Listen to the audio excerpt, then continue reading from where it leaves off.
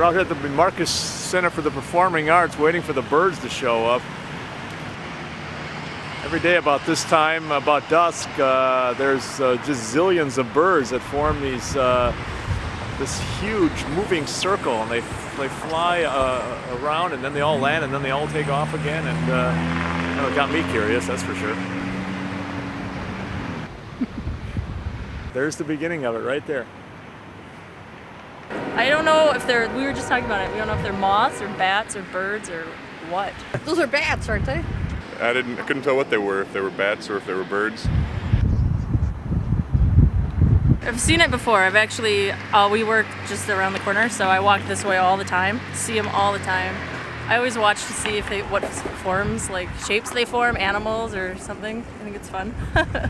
What we're looking at here is a flock of European starlings. They roost communally at night, so they're gathering together in large numbers before they go to roost. Typically maybe on buildings or building ledges, in trees. This is pretty typical behavior. It's a social aspect that they have.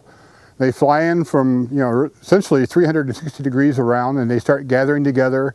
And before they finally choose their final spot, they'll gather together in these huge flocks, and they'll swirl around, change the shape, change the size. And it's certainly intriguing to see how quickly they can change direction, how they keep in formation. They don't run into each other. And it's really artistic when you see some of the designs that these large flocks can form. Yeah, they all just landed over there. So. Did they? Yeah, we watched them.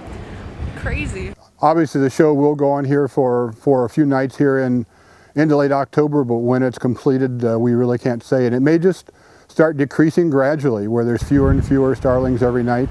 They could still be building a number too, and not having tracked this particular flock in downtown Milwaukee, it's hard to say really what the population is, or whether it's on the incline or whether it's on decline right now.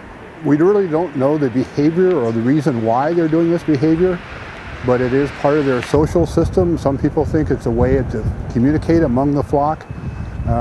You may think it just looks like fun, and of course I think man has always had a desire to fly, and they really enjoy watching these swirling flocks of starlings.